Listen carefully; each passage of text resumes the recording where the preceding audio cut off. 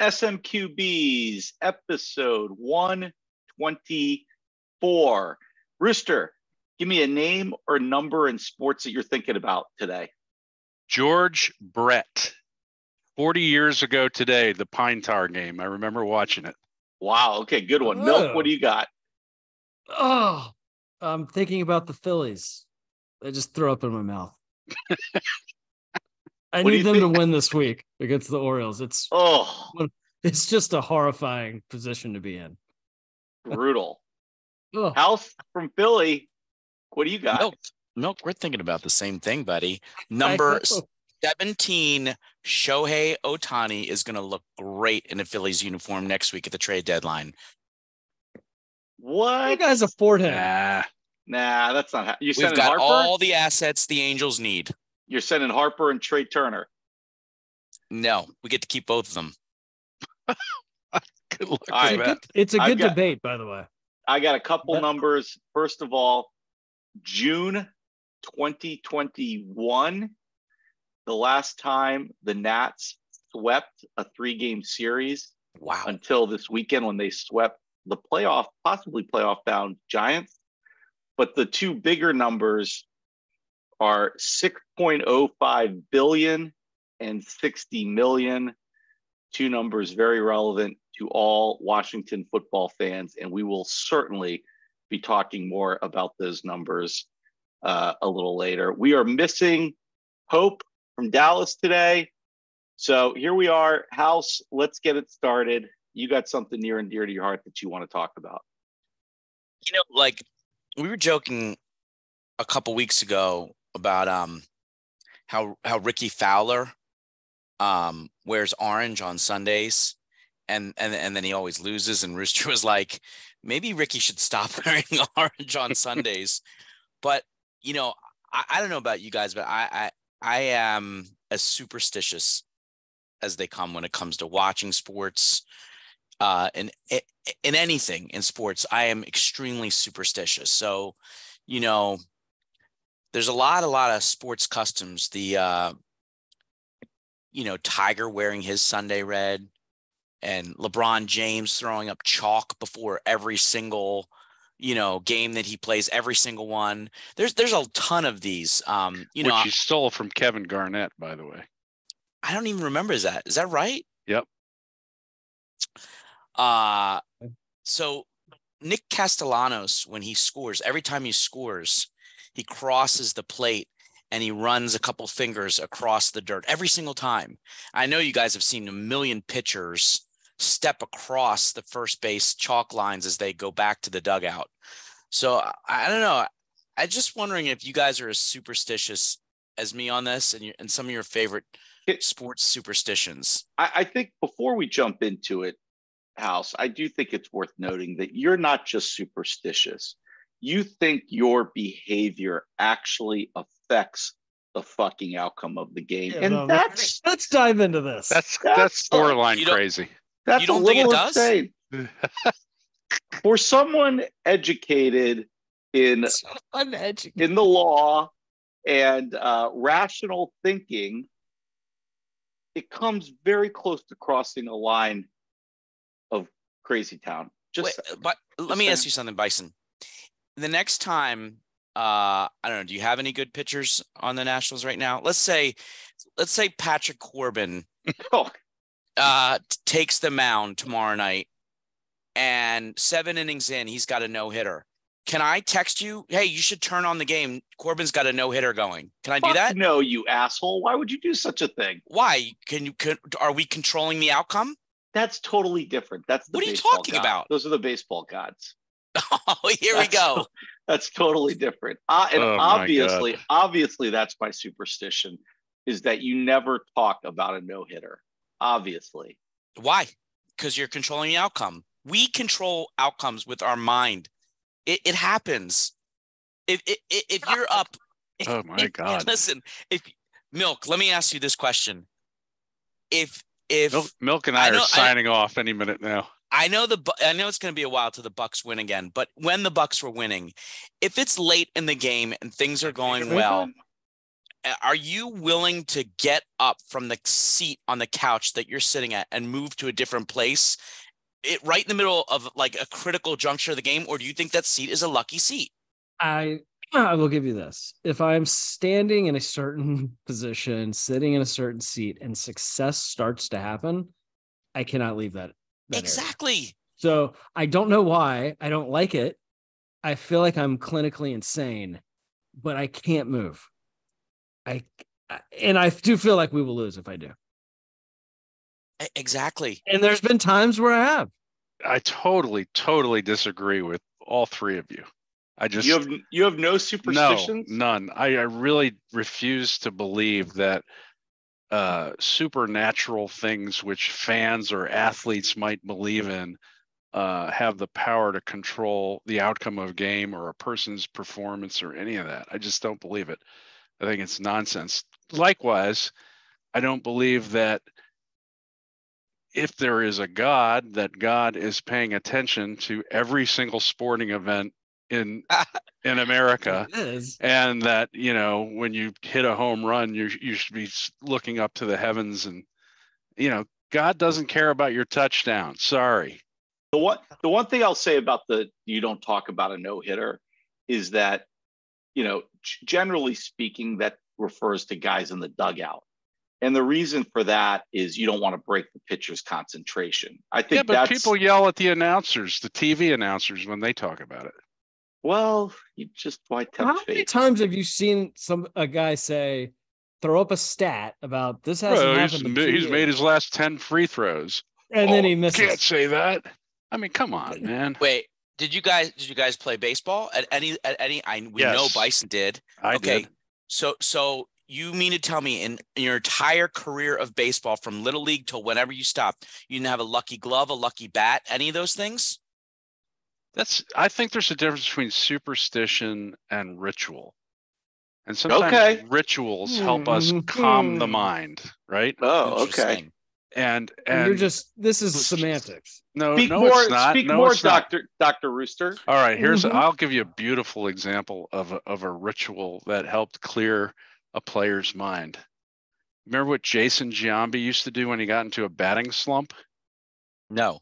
He would wear a gold thong under his uniform. What? And it somehow made him just like, I can't possibly be taking myself too seriously right now wearing this thing under my uniform. And for him, it worked. The problem I have is with the people who are so damn superstitious that they do things the same way every single day on game day, and including their meals and everything else, is when they get in a slump, what are they supposed to do? Because they're so superstitious, they can't change their routines, or they're going to get struck by lightning or something. Rooster, so you don't think Wade Boggs should have eaten chicken before every single game that he ever played in? No, I do. I think if that helped him free his mind up, that's great. The problem is he inevitably had a slump. So what did he do? He didn't stop eating chicken. Right. He didn't stop taking batting practice at the same time every day. Larry, what was that guy's name? Larry Walker, the Hall of Famer for the Rockies, thought there was some magic to the number 3. So he wore number 33. He got up at 33 minutes past the hour every day. He got married at 3:33 p.m. on the 3rd of November. You want to know a lot about this. Is he divorced? I just think people are nuts. Really, come on, people. You have no lucky shirt that you wear for any of your team's sporting events. No. Wow. And when I played baseball, I would step on the line without any concern for whether I was going to get run over by a black cat and have a mirror fall on my head. Wow. It's just dumb.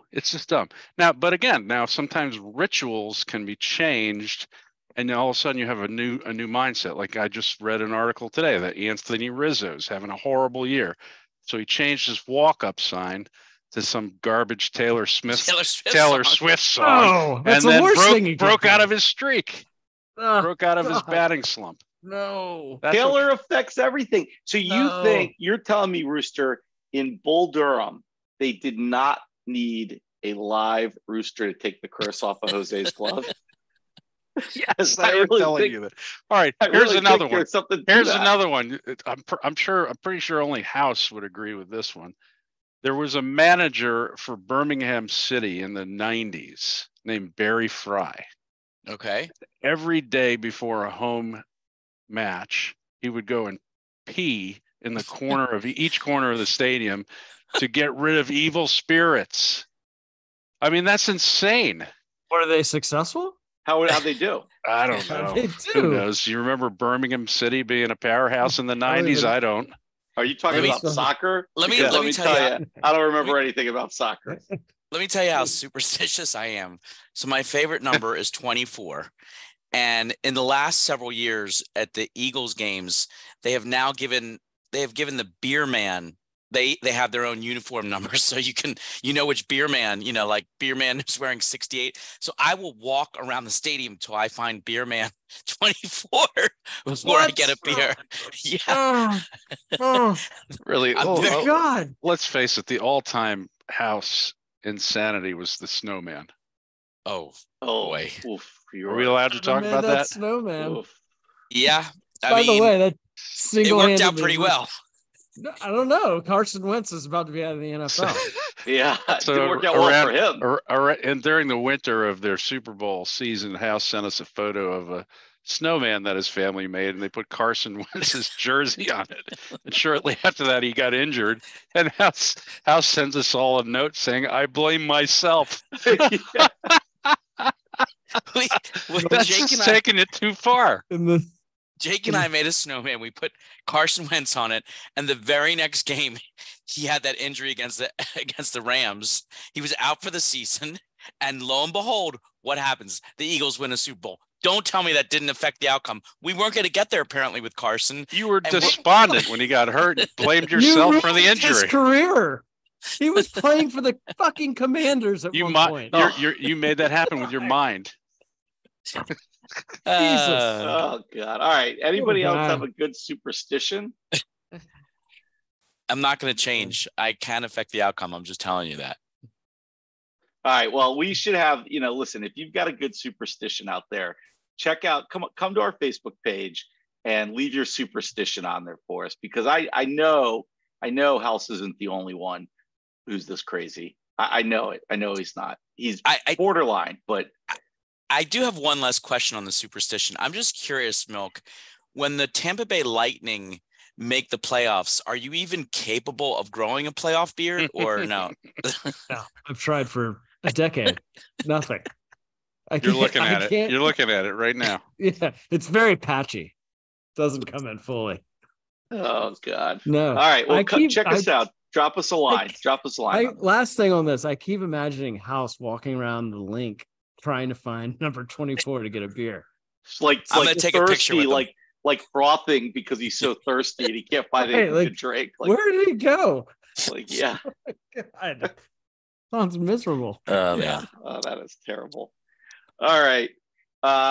Yeah, that's all we got. But well, I guess the next topic is mine. And ding dong, the witch is gone. Congratulations. I cannot believe, despite how many months this has been in the making, it is done. Dan Snyder, the deal is closed. He is not the owner of the Commanders, the Washington football franchise, anymore. Thank God. I started off $6.05 billion. That's what the Josh Harris group paid. It's a record for any sports franchise in North America. And it's Josh Harris, Mitchell Rales, who's a local philanthropist in the DC area, and Magic Johnson. That's the lead. There's a lot of different people. A couple interesting things about the sales that, really because of how much the team went for, the NFL really had to be flexible in their financing rules. And I think more or less they had to have a conversation and say, these franchises are going for so much money now that if we don't change some of our rules around financing the ownership of a team, we're going to limit ourselves to like 3 people who could ever buy a team. So there's a ton of minority investors in this. It's a huge purchase. That's one thing on it. But I mean, you guys, I mean, Milk for one is way too young, but I mean, we won 3 Super Bowls in 9 years at one point. I mean, this was a premier franchise in the NFL, and this guy just destroyed it. And somebody I heard this morning on a local podcast about how he did stuff that screwed up the team so badly. And this is bizarre, but if you think about it, this is what meddling does. Nobody in the team wanted to draft Dwayne Haskins with the 15th pick in that draft. I don't remember what year that was, 20 or 19 or something like that, but nobody wanted to. And Dan Snyder made them take Haskins. That's bad enough. Wow. But if you think about what happened the next year they had the 2nd pick in the draft. The owner had said Haskins is the quarterback of the future. So with the 2nd pick, they take Chase Young. Now, who did they let go by because they had their quarterback of the future? How about Herbert and Tua? Oh, I don't know. That might be a little bit. You Well, can't argue Chase Young. Yeah, Chase Young at the time seemed really good pick. That may be true, but part of that was we have the quarterback of the future on the team. You're not going to take anybody else. I mean, that's how this stuff plays out. I mean, good teams are planning down the road all the time. And so that's just the kind of stuff that he did. I mean, you know, I think he destroyed your team before that remember early on, he kept signing these aging, expensive veterans who offered nothing to the team once they got there. You had Deion Sanders sitting in a lounge chair next to the owner during games because he couldn't play. You had that gigantic Albert Hainsworth, all those guys, terrible signings. And it just goes, look, he was never going to get a stadium deal done anywhere, let alone in the district, anywhere. And now, Magic Johnson's going to charm, the suits off the city council. And we'll be looking at probably getting this. There's a real chance. And do you know what else is crazy? There's a serious discussion right now about the name change going back to Redskins. There's been so much data, polling, everything out there on this that now people like the Josh Harris has been calling them, talking about the Redskins, the history of the Redskins, using the word in a way that over the last 5 or 6 years, nobody would even say the word. And it's a different conversation for a different day because there's a lot of mixed history on what that word actually means. And we don't need to get into that now. But, Dan Snyder, if he ever said that word, it was the district will never let you come back here and build a stadium. Everything's changed. Everything is different in one day about this. And it's just, I cannot even explain the mood in DC because you just didn't think this was going to ever happen. And he's such a horrible guy. And it's over. But I do want to make one last note on this. The $60 million was the other number I threw out at the beginning. I know, and that's the fine. That's the fine that Dan Snyder has to pay.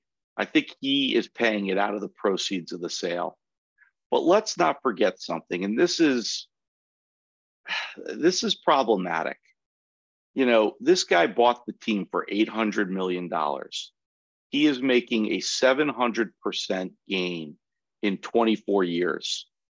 And his punishment is a $60 million slap on the wrist.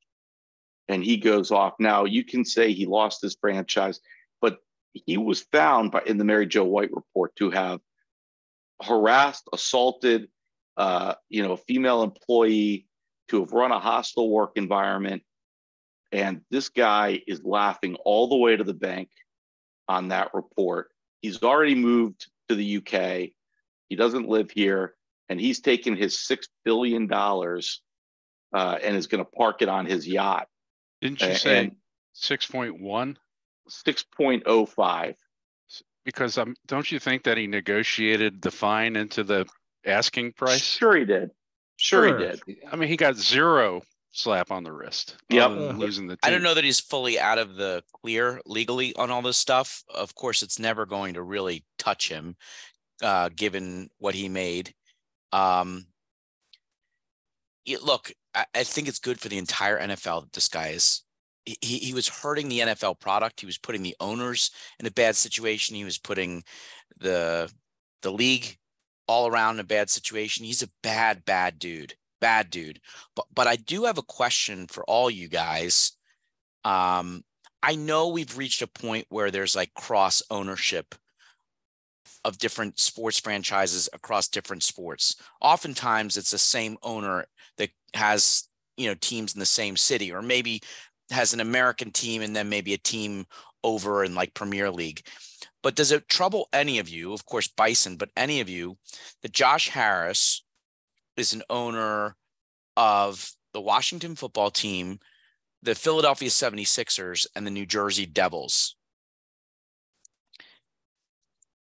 I can tell you there's a lot of Sixers fans that are bothered by it, because there's something about loyalty to your town, to your city, to like interacting with the other teams.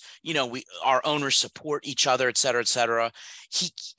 Josh Harris is not going to come and, start bringing, Philadelphia Eagles to come in and be at the center court anymore before Sixers games anymore.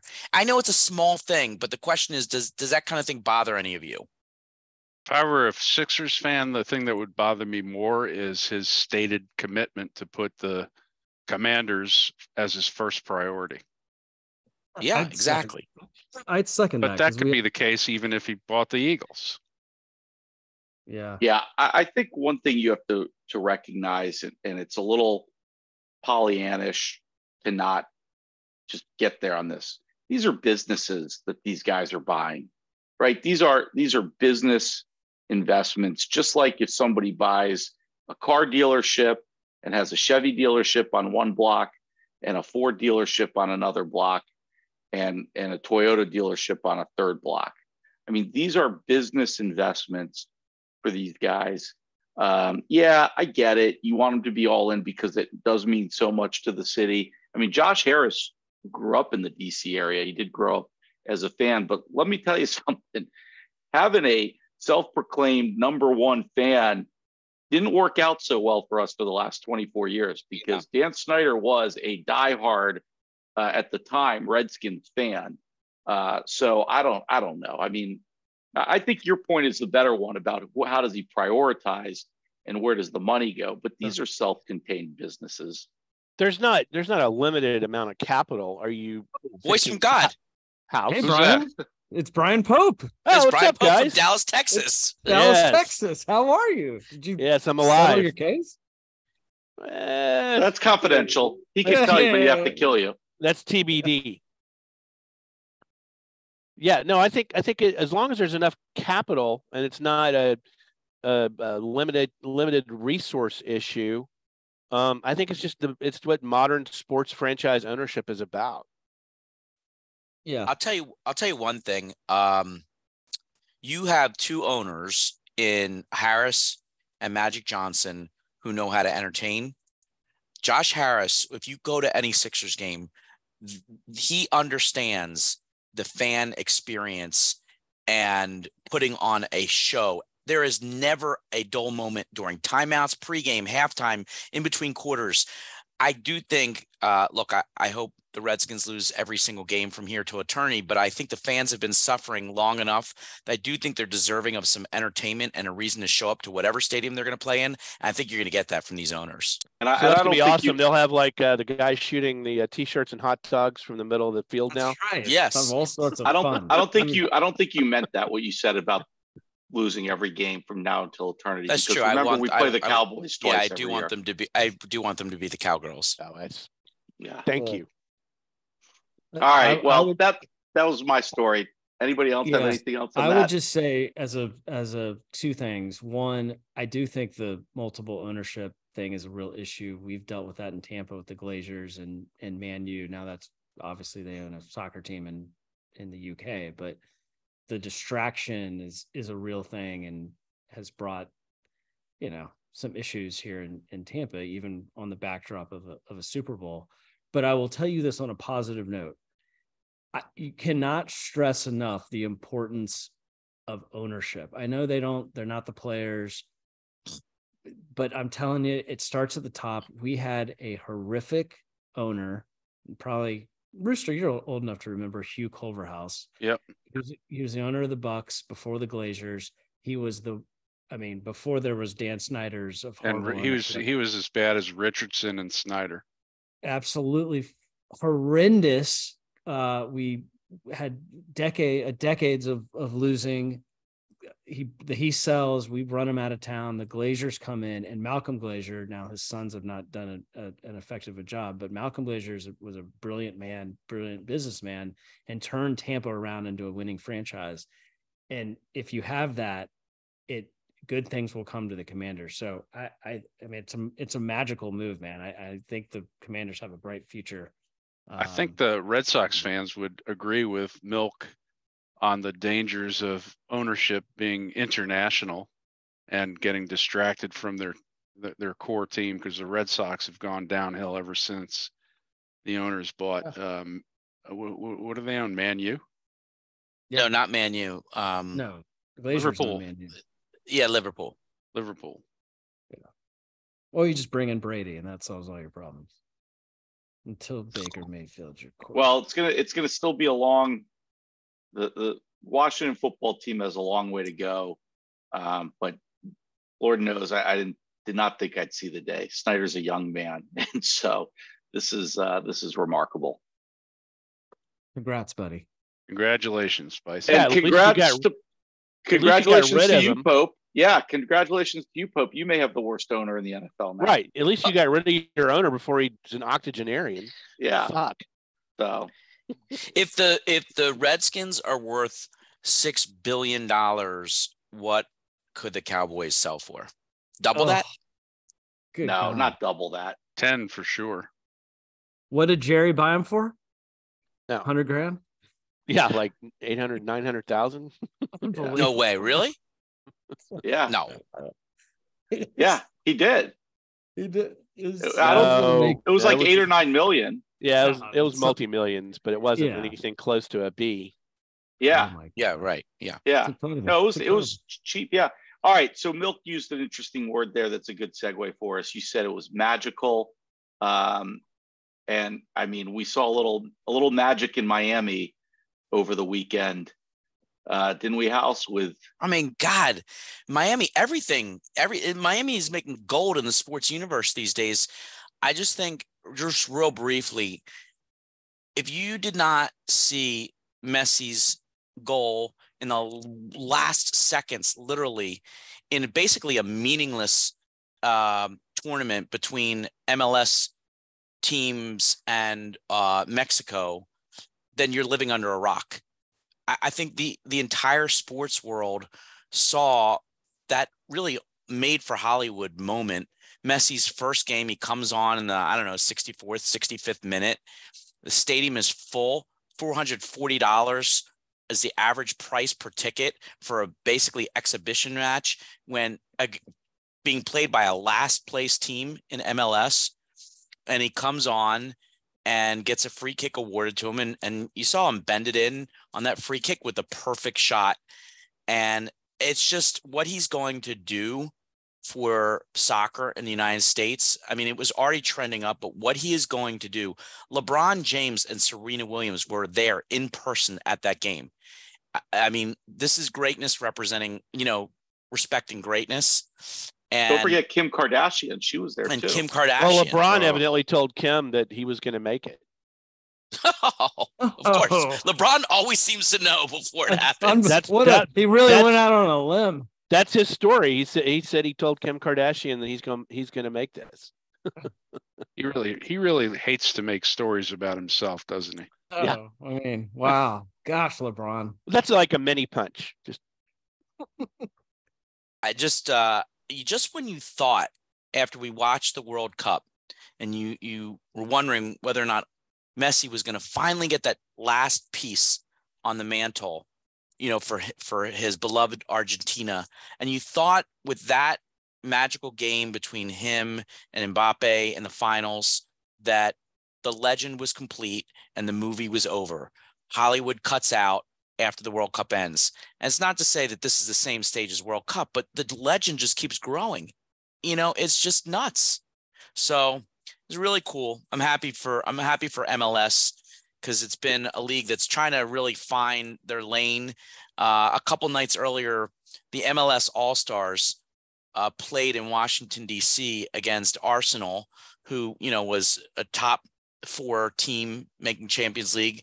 They almost won the Premier League last year, and Arsenal stomped the best that MLS has to offer. Well, next year, I think there's going to be some different players on the MLS All-Star team. It'll be interesting to watch what happens just in a given year between this past week and next year. There's an amazing picture from the Messi checking in, and it might have actually been from the kick, where everybody is standing with their phones out filming except Beckham. And Beckham is just sitting there in a suit, just leaning in, watching. And he's the only one who doesn't have a camera, that he's just taking in the actual moment of it. He has this little grin on his face, like just totally at peace, watching what's happening. It's a pretty cool picture. We'll put it up on Facebook. And so here's another kind of addition to what you're saying, House, about soccer finally catching on. Did you guys see where there was an exhibition match in Chapel Hill between Chelsea and Wrexham? We all know Wrexham from the Ryan Reynolds story. Anyway, it was sold out. Kenan Stadium was sold out. Over 50,000 fans came to see a friendly between Chelsea and a 4th-tier English soccer club. So, I mean, that's pretty amazing. They set a record. They set a record for U.S. watch game in MetLife Stadium between Arsenal and Man U this past weekend for an exhibition game. And that's why Messi's bet on the MLS financially is going to be the right one. Had Messi done that same thing this past weekend, but over in Saudi Arabia, playing for some Saudi Arabian club, coming on the 93rd minute to make some free kick, I'm just telling you, it wouldn't have cashed the same way. No way. He would have lived to kick another day. Yeah, you're right. Well, you saw where Mbappe turned him down, right? How much did they offer Mbappe? $1.1 billion for 1 year. It's crazy. $300 million for the transfer fee and $700 million for his salary for the year. Unreal. And he said no. And that's more than some sports franchises are worth. That's $700 million for like 6 months. Yeah, he's gonna end up dismembered because the Saudis don't like not getting what they ask for. So, by the way, that was Bison that said that. That was Bison. Yeah, that said right. that. No, it was not. That was Pope. Are any of you guys gonna go to a Miami game? I just looked at tickets when they play Orlando in September. Good luck getting a ticket. Hey, can we move on here? I can't wait to get to golf and tennis. Yeah, sarcastic, Rooster. We're moving from soccer to golf and tennis. We do it all. We do it all. Pope, you're late. You get the merits for being late tonight, but you do still get to talk about the Open. Well, I mean, nobody had Brian Harmon winning, I assume, on any of their house. No. House picked him on his fantasy golf team among other golfers. Yes, obviously, but nobody's picking Brian Harmon to win. I did hear Rick Riley predict that he would be the top left-handed finisher. Oh, wow. Talk about going out on a limb. That's awesome. Jeez. What a hero. So in other words, he beat Phil head to head. Right. Yeah. And like Bubba Watson, did he even play? I don't know. I don't know. Yeah. So Brian Harmon, who is I guess, for lack of a better word, he's a plotter. I mean, the guy gets out, plays tournaments every week, finishes, top 25, top 30 on a regular basis. Sometimes he competes, sometimes in the first, second round, he's up there on the leaderboard and you're like, well, who's this guy? Can he sustain it? But what was he going into the Open? He was what, 26 in the world? Like so that. 175 to something 1 in the 20s. Yep. Yeah. So, somebody that he's on the like third tier guy to watch. I, wrongly, and I'm sorry, Brian, don't come after me, but I didn't think that you had the stamina to go 72. And I said that you would fade. But he's going to dismember you. Well, he's got a bow. He's going to come after He's you. going to put a bow through your heart. Exactly. Left-handed. Exactly. But it's not a bow, an arrow. That shows you how much we know about hunting on this show. That's Roy next week. McIlroy. We're going to cover hunting next week. Yeah. Roy McIlroy has now gone a full decade without winning a major. Oh, that's a shame. I know, Patrick. That Who bummed cares? you out. But again, so much talent, and he just can't put it together. Nobody could putt this weekend except for Harman. Except for Brian Harman. Yeah, I mean, no three putts. He set the record for the lowest number of putts in the tournament. Yeah. Well, I mean, come on, he made a 40-footer that basically just shut the door on 14. But a couple times there were moments where he staggered in the first 5 holes on Saturday and Sunday, and you're like, okay, here we go. And he, to his credit, he came back. He had a game plan, and that was to hit the ball short of the pot bunkers, which, he is a shorter hitter than some of those guys. Some of those guys were trying to take it out over the pot bunkers, and they were, going into the gorse or the bushes or even in the bunkers. But Harman was just consistent. He's one of those guys who is just not going to make a lot of mistakes if he can just keep the ball in the fairway. And he hit 70% of his fairways. Yeah. So that and being an exceptional putter will get you somewhere. It will. And his short game, I mean, he got up and down on some of those on Saturday and Sunday. You were thinking, okay, here we go. He's gonna not be able to get up and down, and then Rahm or somebody, McIlroy, Fleetwood, all those guys had their chances. They just could not putt. I mean, Cam Young, if he could have putted, he would have been a threat. But Brian Harman one of those guys? Is he a one-off? I think that's one of the questions we ask. Is he a one-off? Is he going to win, one major and then he won't compete for any others? Was this a magical weekend for him? Didn't he almost win an Open not too long ago? He came in second place. Koepka, well, it was a few years ago. Lost to Koepka. Yeah, Koepka beat him. I think he'll be back in this tournament. Yeah, but I mean, is Troon going to be? Everybody said this was a favorable setup for him. Is Troon going to be as receptive to Brian Harman's game? I mean, somebody made a comment that this course was set up perfectly for his game. I don't know, but I mean, look prognosticators were also saying that this course was perfect for DJ. Yeah, did he even make the cut? No, he's not interested in playing golf anymore. I agree with you, Pope, because it is. I mean, McIlroy, all these guys, they take advantage of their length, and I mean, if he didn't have to hit it far, he didn't have to hit it long to win this tournament, and that's not true in a lot of courses in the U.S., especially. Right. And if you have good short iron play and can putt, he took away that advantage and especially yesterday with the conditions. McIlroy was out 200 something yards on second shots, which is unheard of, by the way, a lot of times. So yeah, I don't know. I don't know if we're going to see Harman winning a US Open or anything like that. But I agree with you, Toby. I think he could win another Open. Look, I feel like Harman is your style of player based on how long he takes before how many waggles he has. The waggler. I appreciated the head nods back and forth. Oh my God. No, I mean, I was just it was really connecting. And apparently he's bought some contraptions to help him practice. I didn't see him using it after every shot like someone we know, but he's with you. He's with you on all the whatever it takes, man. Easy, partner. Well, it was kind of boring Open. He had a huge lead. I mean, it was kind of boring. There was no real drama on Sunday. No. There really wasn't.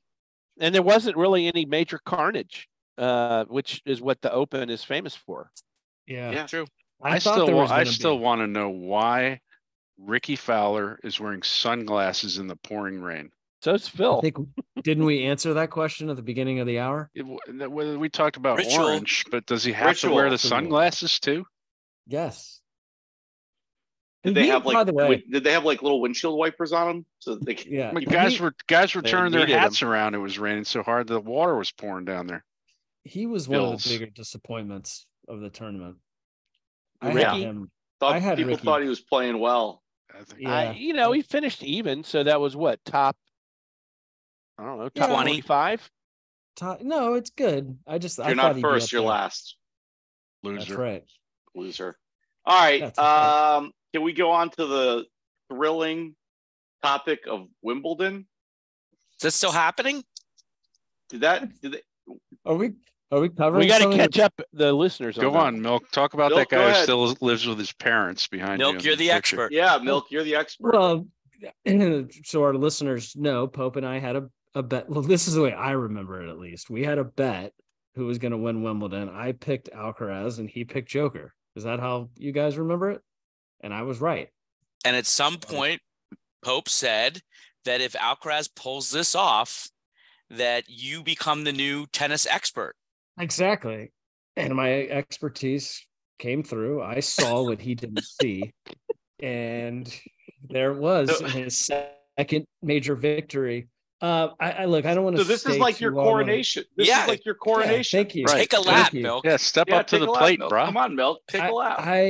I will just say Better yet, this. step on Pope's head. Well, look, he's like Joker. He's fading. He's Oh. getting older. His knowledge is. Wow. He couldn't let That go is of a Joker. shot He's across held the on bow. to him. He's held on to him so long he couldn't let go, and it got in a way of better judgment, which I saw. And I will tell you this: I remember watching the U.S. Open, like probably 20 years ago or whatever, and it was Agassi versus Federer, and Federer destroyed Agassi, and I said, that his career's done. It's over. That's the end. He's too old. I think we finally saw that at Wimbledon. I think that's the beginning of the end for Joker. I think his age. Well, then let me tell you why. Hold on. Milk has been doing this for 20 years. Don't doubt him. So yeah. I know what I'm talking about. He is 36 years old, and I don't care what you say. Father Time is undefeated, and he has gotten away with being so successful because he is so fucking good, by the way, that his talent has been able to get away from these younger guys, and he's able to just use his talent against some of these guys that have more, just energy or whatever you want to call it. And I saw this guy is just as good as Joker, and he's 20 years old. And I think, he owned him in the first set, Joker did. And then this guy comes back and wins the whole thing. You never see that. He's got a 2-1 record against the greatest tennis player in the world. I think finally Joker was facing a guy who's just as good as him, and the age comes out. I mean, it's 36 is ancient in tennis. You don't see a lot. Andy Murray is 36. We look at him and we're like, holy fucking shit. Andy Murray, who is that? So I think are we still talking about tennis? Yes. Joker's done. Pope, do you agree? I think Pope checked out. Pope walked couldn't out. take it anymore. He's checked out. You've hurt his feelings. He quit the show. He left his shoes on the mat. He's done. Oh wait, he's back. I want his rebuttal. I don't see took this a breath. guy competing anymore. Rebuttal is that Joker is going to win another 3 or 4 majors. How about Whoa! Wow! No way. 100%. All right. There's only one way to make tennis interesting. Only one way. What do you guys got on it? Let's What's hear the it. wager? What's the bet? What's the wager? Bet you $100 he does not win. No, that's not interesting. I want head shaved. I'll bet you $6 billion. All right, how about whoever loses gets the tattoo? Gets the tattoo. Yeah. That's it. No. I take it back. I take it all back. Oh God. For the It's all listeners, 3 of the 5 of us have the SMQBs logo tattoo. 2 are still holding out. And it's the 2 tennis buffs. That's right. Yes. I will Naturally. tell you this. That's right. Alcaraz will win at least 14 majors. I agree with that. Well, how in the world how are we supposed to bet on that? 2 of us will be dead by then. Yeah, we're gonna come back when we're in my 70s. Rooster and I'll be Well, it's not my fault you're so old. 1973. Rooster and I'll be in hospice. At least we'll know that the Cowboys still won't have won a Super Bowl. So that's I'm that's sure right. they will not have. Yeah. They'll be going on 50 years by then. Okay. I mean, he could win a lot of majors. He's got the talent, no question. And one of the reasons he could win is because other than Joker, there's not really a big 3 or big 4 that I can tell around the corner. So he could dominate in a way that Federer, Nadal, and Joker weren't able to because they kept knocking each other off. I agree with that. That's a very good else I'm point. sorry. What There's is this nobody person's name? Huh? What is his name? What's his Carlos the Jackal.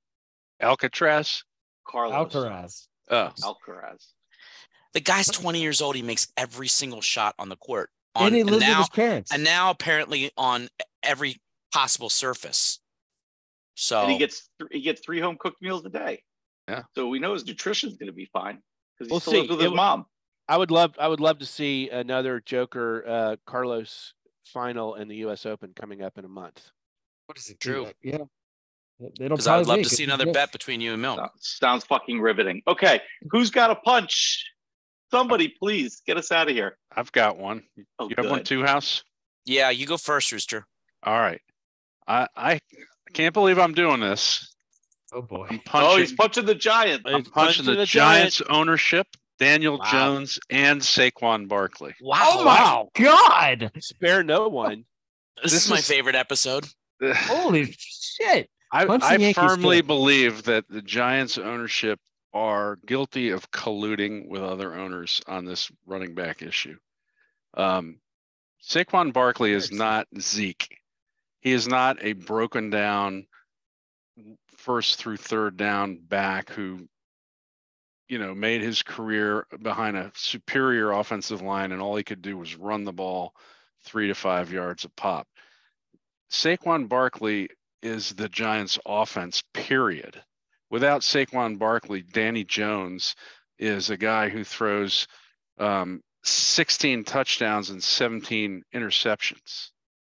With Saquon Barkley, he signs this gigantic contract, and the Giants are screwing with their best player.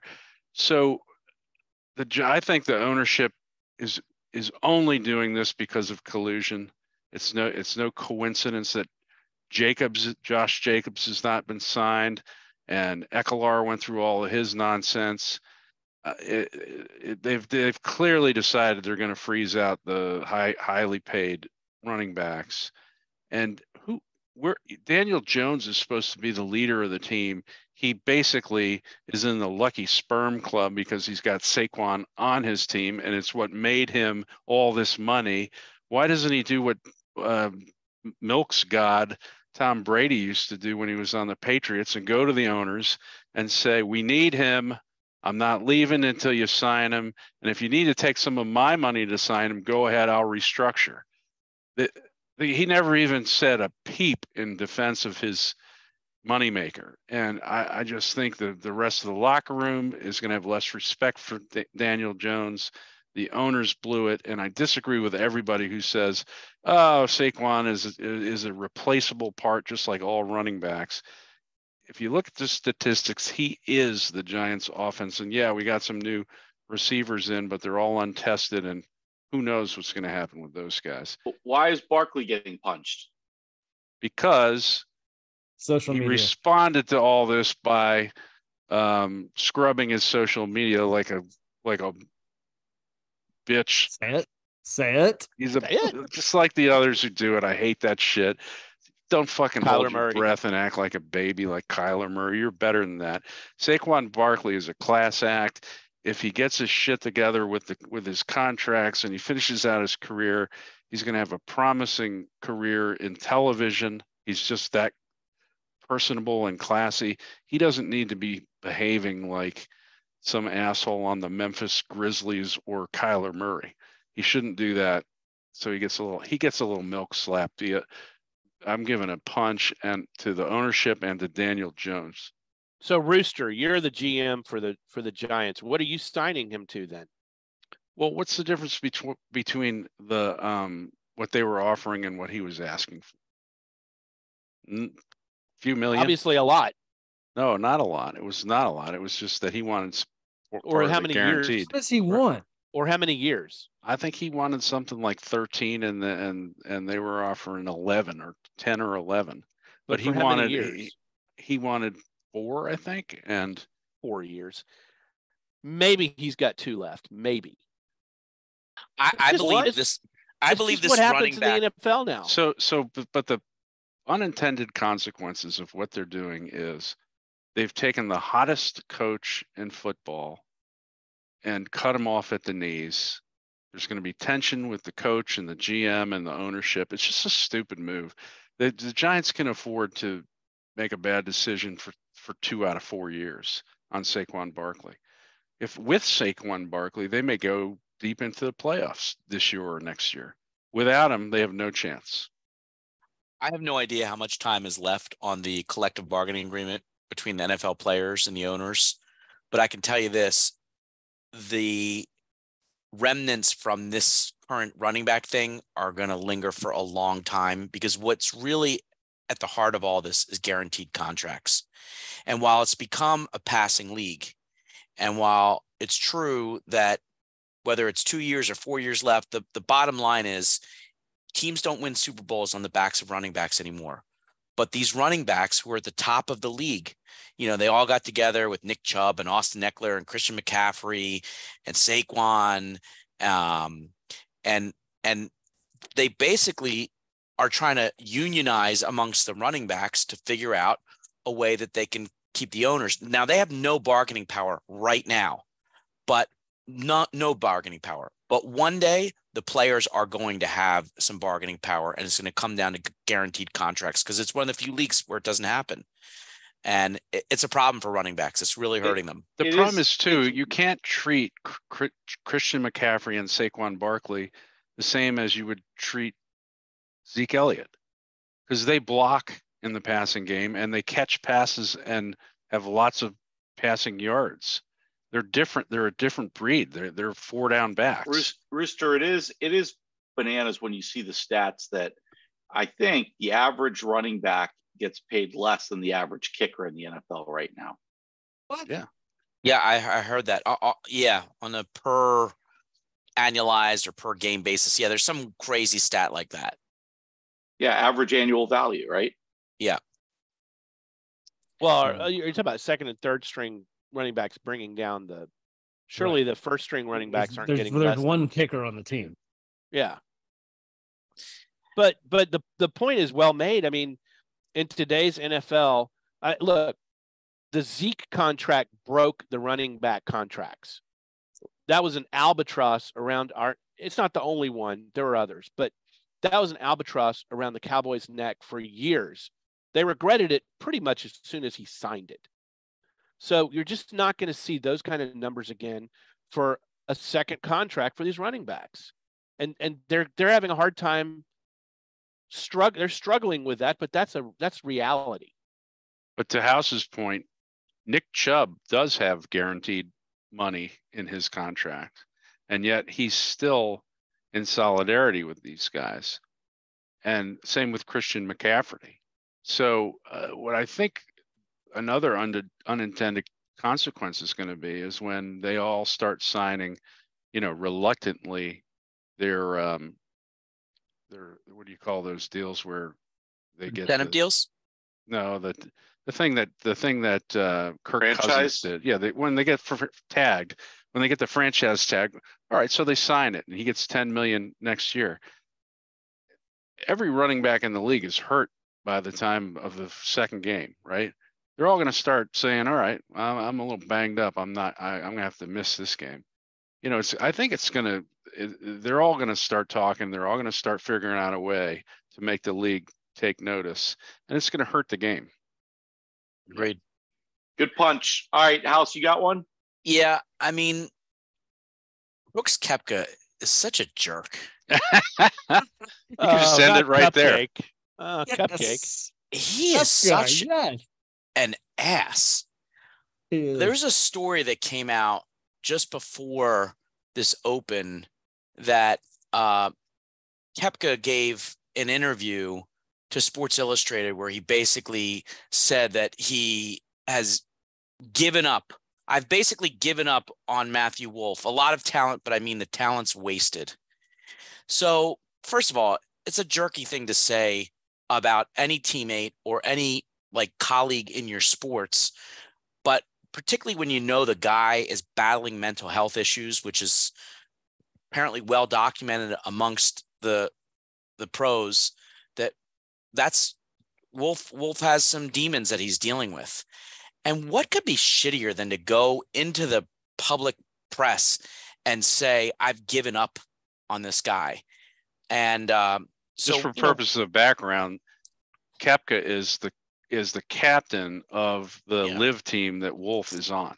Yeah, Team Smash. So basically, he agreed to be on Team Smash. Wolff did, and Koepka was like, who cares? Like, really, that's what his goal is to win the team competition in live. I mean, as it is, you're being paid ridiculous amounts of money from, the Public Interest Fund of Saudi Arabia. I just think the guy is so full of himself, such a jerk. He has plenty of money. He's got plenty of majors. And when a guy is struggling like that, okay, you want to be disappointed that the guy didn't turn out to be what you want him to be, fine. But to go and then air it out in an interview, like, what is your constitution when you say something like that? And Wolff says he's really heartbroken over it. Like, this is not helping his mental health issues, that this is being aired out in the public. And so, believe me, I shed no tears that Brooks Koepka was +8, finishing 64th in the Open, the jerk off. Punch him in the knee. I'm going to punch him in the knee. I'm going to swing a club across his face. So we have one live golfer getting his feelings hurt by another live golfer. Fuck them all. Fuck them all. Wow. House, where did Koepka go to college? I don't know. I'm guessing Florida or something. No, well, Florida State. So that just well, then that's another reason to punch him. Right. Just this is part. This happens. Yeah. I'm sure there's a lot of guys dying to play with Koepka in the Ryder Cup. That'll be interesting. Yeah. Fuck them all. All right. Anybody have a lasso? We're so positive this week. Crickets. All right, we'll save that. Lasso the Commanders. Lasso them. Yes. Yes. Yeah. Exactly. Here's to never having to utter Dan Snyder's name again on this show. Let's hope. Yes. Let's hope. All right, buzzer beaters. Well, I'll go quick. This week there could be some tectonic plates in baseball. August 1st is the trade deadline. So maybe I guess we'll have one more discussion of it next Monday. But some of the biggest names, have the Angels finally given up on Mike Trout? Are they willing to move Ohtani for a haul? There are 5 or 6 teams that are on the cusp of making the playoffs in the National League, and they're all desperate for anything from starting pitching, relief pitching, outfielders. There are a lot of needs, a lot of teams. I love it about baseball this year. There's a lot of buyers at the trade deadline, and I think you're going to hear some major players move this week. I'd be surprised if it doesn't happen. Don't go to the Phillies. Please do not let that happen. I looked into the whole Ohtani deal, and I don't think anybody's going to trade for him because the cost is too high for a rent-a-player. Because according to everything I've read, his people say he is not going to entertain any discussion about signing a long-term contract with any team that he may be traded to. Period. Not even a starter. So if you don't have any assurance that you can potentially sign this guy to a long-term haul, then why are you going to give up your franchise for the guy for a rent-a-player for 2 months? I think some of these owners are smart enough to pull it off. Sure, okay, yeah, we know it's a year, but we're going to make you our starter. We're going to put everything around you. We're going to pay you $300 million a year. You're going to be the highest player ever. I go ahead, test the market, but we're telling you the reason why we're signing you is because we're going to pay you this money. I think he's going to either the Yankees or the Dodgers, and I don't think anybody can do anything about that. As a trade or at the end of his contract? Free agent signing. That's annoying. It is annoying, but that's where Babe Ruth wants to go. He didn't want to go to Texas. He didn't want to go to Philly. He didn't want to go to Seattle or all Tampa. The more reason for the Angels to trade him, even if it's not for the haul that you think, but get something, right? Get something for him. Right. Well, like the Orioles. The Orioles have the best record in the American League and apparently have a whole slew of young players ready to bring up next year. So they're buyers right now. I've heard I think they need a pitcher. They need a starting pitcher. Does he not have a no trade clause in his contract at all? I don't think he does. That's remember, it doesn't work that way in baseball. I think it's based on service time, right? If you're like 10-5, 10 years in the majors and 5 years with the same team, then you can veto a trade. So he's not been in the majors for 10 years. So I don't think somebody should check me on that, but I'm pretty sure that's how it works in Major League Baseball. You have to be a 10-5 guy, and then you can exercise no trade. I'm saying he's not going to get traded. Are they still in it? Sort of? No. The Orioles are a sleeper team to get him, though, in trade. I think so. I don't know. I don't know why you leverage your future. Who else has a buzzer beater? I've got a couple quick ones. Number one, Jimmy G has been released to play, and so the Raiders are not going to void his contract, and they're going to give him at least a year. Number two, did you guys hear what Jordan Addison's excuse was for going 140 miles an hour in a 55? Cat? I think it was in the citation about his dog. Yeah, he was having a dog emergency at home that he had to get home to. So the dog must have called him up and said, "I'm in crisis, brah. Hurry up." Oh, who advised him on that? Oh, man. I think it's in the citation. I think it's in the police citation. Yeah. Oh, man. I don't know if Mrs. Pope called and said we had some issues with one of our dogs. You'd have to fly home from Copenhagen, right? I don't think my Infinity will go 140, but it would go as fast as it could up that tollway. What time was it though? Didn't he get arrested at 3 a.m. or something? No, I think it was at a normal. Oh, it was just after 3 a.m. in St. Paul. Okay, yeah. Well, the dog was throwing up. Yeah, okay.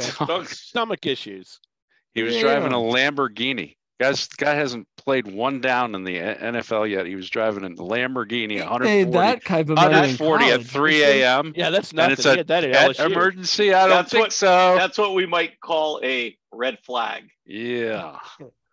There's more to the story. I'm going to dig into it. My dog ate the fill in the blank. That was the emergency. Oh, get on this. I will. Any other buzzer beaters? Come on, we gotta salute Red Bull and Max Verstappen. Oh, fuck. We do? Yeah, we got to do it. Record. 12 wins in a row. It's never happened in Formula One before. The death of Formula One. It is a dominant race car driver and team, and it's never happened before. They deserve a buzzer beater. Tune in next week when we cover the evil people in sports. Well, but how about McLaren though? McLaren's back. McLaren looks good. Yeah, Piastri even. Two races in a row. Yeah. Lando, anything else? Any other buzzer beaters? All right, guys, that's it. Have a good week, everybody. Have a good week. Have a good week. See you guys. Good to see all of us back.